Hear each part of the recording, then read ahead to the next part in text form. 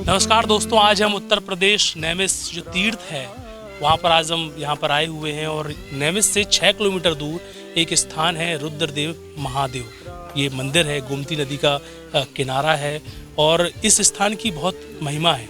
और मैंने जो संत जो यहाँ पर रहते हैं उनके मुखार बिंदु से सुनी। इसके बाद फिर हमने यहाँ पर प्रैक्टिकल देखा कि जो हम सामग्री लेकर गए, हमने प्रार्थना की कि अर्पण करने की भावना से, तो वो पत्ते थे, मतलब बेल पत्र था, वो भी आसानी से डूब गया। और फिर जब हमने कुछ भावना की कि हमको प्रसाद कुछ मिले, तो वहाँ पर हमने देखा कि कुछ फल हैं जो डूब भी गए, कुछ फल और कुछ फल ऊपर निकल के आए, वो हमारे हाथ में आए। बाल मुकुंदम राधारमणम हरे हरे राधारमणम हरे हरे ब्रज जन प्रियतम बाल। इसके पीछे जब हमने रहस्य जानने की कोशिश की तो हमने देखा कि एक तो जो नैमिष है वहाँ पर ऋषि मुनियों की तपस्थली तो रही ही है, फिर यहाँ पर जो एक संत थे यहाँ पर रहते थे, अभी कुछ समय के पहले उनका शरीर छूटा यहाँ और उनकी समाधि भी यहाँ पर बनी हुई है। आज उनके उस पीठ पे पुत्र यहाँ पर रहते हैं, लेकिन ये स्थान पूरा एक जंगल ही है और इस स्थान में गिने चुने लोग ही आते हैं। काफ़ी लोग दूर दूर से भी आते हैं जो इस स्थान की महिमा समझते हैं। लेकिन इन तमाम बातों में हमने जो चीज़ देखी, एक बहुत ही रहस्य देखा।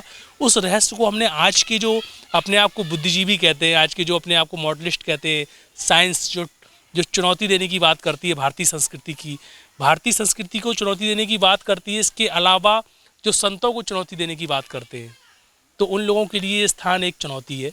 वो जो बाबा जी थे श्री रामदास, वो हमारे पिताजी थे। इसके पहले वही पूजा पाठ करते, हम तो आते थे चले जाते थे।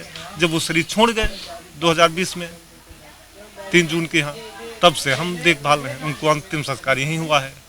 चमत्कार को चुनौती करने की कोशिश की, वैसे कुछ लोग आपके सामने आए? नहीं, बहुत लोग आए यहाँ पे आए कि बाबा जी ने जादू बना के रखा है। यहाँ अपना जो कुंड है ये गैर बना के रखा है, इसको बांध के रख दिया है मंत्रों द्वारा।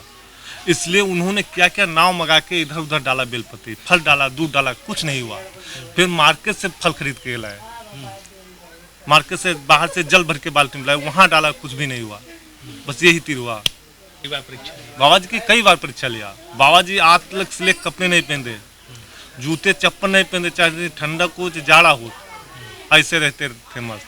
और आज तक किसी से हाथ फैला के पैसे नहीं मांगा, किसी से ये नहीं कहा यहाँ रामायण बैठा दो, भंडार दे दो, कुछ योगदान कर दो। उन्हीं का नियम चल रहा। आज भी यहाँ कोई नहीं कहने वाला कि 1 रुपया चढ़ा दो। कभी कहते तेरा तुझको अर्पण है, क्या लगा मेरा। आज हमारा इस स्थान को दिखाने के पीछे यही रहस्य है कि ये वो स्थान है जो चमत्कार हैं वो चैलेंज करते हैं आज के साइंस को, आज के मौलाना को चैलेंज करते हैं, आज के पादरियों को चैलेंज करते हैं कि कभी ऐसे स्थानों में आकर आप इनके चमत्कारों को देखिए कि पानी में पत्ते जो नहीं डूबते, और अगर आप थोड़ा सा भावना करके शंकर भगवान को भेंट करते हैं तो बेल पत्र भी डूबता है और यहाँ पर फल भी डूब जाते हैं। और फिर उनसे कुछ फल मांगने की इच्छा रखते हैं तो वो फल वापस भी आ जाते हैं। फकीर बनना कोई साधन नहीं है। फकीर बन के देखो, हम तो कहते कोई पीले कपड़े पहन घूम देखा दे, एक बार मांग के देखा दे। हमको बढ़िया बढ़िया इसी में रहना पड़े, इसी बंगलों में बढ़िया खाना मिले, बढ़िया सब हो। साधु से क्या मतलब। आज जो लोग बोलते हैं कि एक पीले कपड़े पहनने से कोई संत नहीं होता, पीले कपड़े पहनकर सब लोग ढोंग करते हैं, तो उन लोगों के लिए ये स्थान एक चुनौती है। ये एक ऐसे संत जो कि ना इनके पास कोई यहाँ पर आते थे लोग और अपनी मस्ती में रहते थे, और आज जो स्थान जो यहाँ पर चमत्कार का रूप लेके बैठा हुआ है, ये भी एक उन लोगों के लिए चुनौती है। तो भारतीय संस्कृति का जो काम करते रहे, भारतीय संस्कृति के लिए जो संत आगे आते हैं, उसके पीछे भी एक रहस्य होता है। क्योंकि हमारी आज भारतीय संस्कृति जो टिकी हुई है, उसका अगर मूल स्तंभ पे देखा जाए तो संत हैं। संत देखो कोई भी हो, वो संत है। वो दिन में कम से कम 100 बार तो जैसे आराम करते हैं, राम राम करते हैं, गिरुआ धारण किए है, वो राम नाम करते हैं, वो नमस्कार करते हैं, जैसे आराम करते हैं, जय श्री राम कर दे, जय भोले कर दे। इसीलिए संत को मुक्ति मिलती है, क्योंकि उसके मुझ से जय श्री राम निकले थे, राम नाम निकले थे। अपना जाप तो करे थे, 4 लोगों को और लगा और 4 लूँ, 4 बच्चे अभी निकले, अनपरिचित बच्चे निकल जाए, छोटे छोटे बच्चे, अगर संत उस गली से गुजर जाए तो सब बच्चे कहें बाबा जय श्री राम, जय श्री राम, बाबा जय श्री राम, जय सीताराम। इसलिए संत को मुक्ति मिलती है।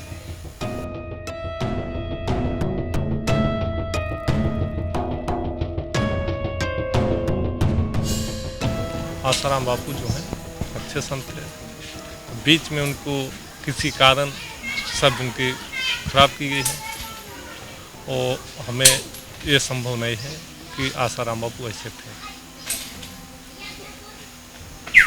अब ये तो जैसे देखा जाए, प्रहलाद कौन थे? भक्त थे जी। उसको देखो, खंबे में बांधा गया मारने लिए, पहाड़ों से डाला गया, नहीं, वो राम का भक्त था। बाल बांका नहीं हुआ।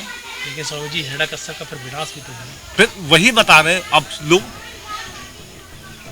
अब जैसे उन्होंने ये सब कर रहे हैं, राम राम राम, विजय तो करेंगे भाई, अपने भक्तों की विजय तो होना है। सदगुरु सामर्थ्य रखते हैं शिष्य को भवसागर से मुक्त करने का, और जब ऐसी परंपरा में जब कोई संत बड़े पैमाने में सृष्टि में बदलाव करने का काम करते हैं, भारत में जो धर्मांतरण हो रहा है, अत्याचार हो रहा है, उसके खिलाफ काम करते हैं, तो उनको आप कुछ समय के लिए जेल में तो रख सकते हैं, और रखा भी है। कई जो ऐसे संत आए, कबीरदास जी को भी किसी तानाशाह ने अंदर कर दिया था, नानक जी को भी किया गया, और अभी जय गुरुदेव बाबा का भी यहाँ पर नैमिष में आश्रम है, उनको भी इंदिरा गांधी के समय काल में किया गया।